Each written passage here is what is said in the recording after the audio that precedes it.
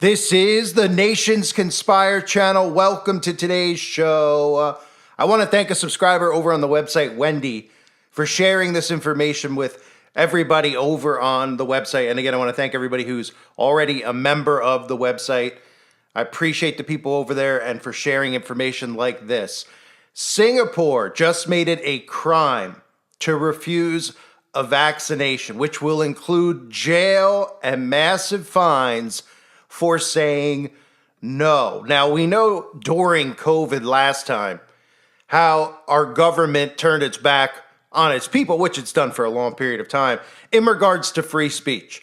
Many of us were silenced. Many of us were shamed. Not that we give an actual crap about the sheeple who were shaming us, but a lot of us lost the ability to share vital information about what was really going on. Of course, we saw all the doctors that also lost their license for questioning what was actually being put inside of people's bodies. So does anybody out there think that it's a coincidence that the same time this law is passed, if you go over to Bill Gates's Facebook account, he was actually just in Singapore at the same exact time that the government of Singapore passed what looks like is going to be this prototype law that will probably be rolled out around the earth during the next outbreak, which could very well be towards the end of 2025.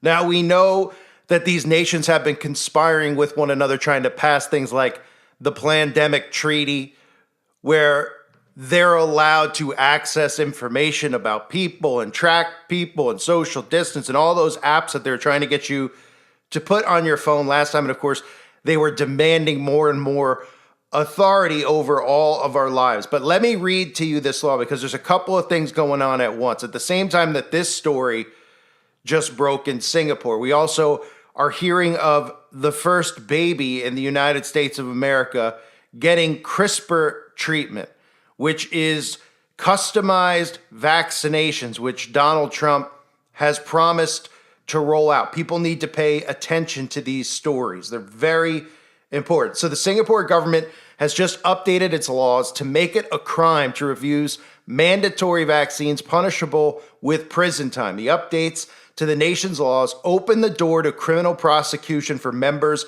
of the public who refuse to submit to government-mandated injections. Interestingly, the changes have emerged while Bill Gates has been visiting Singapore to meet with the nation's leadership. This week, Gates wrapped up his 2-day visit in Singapore. The trip included meetings with Singapore leaders and various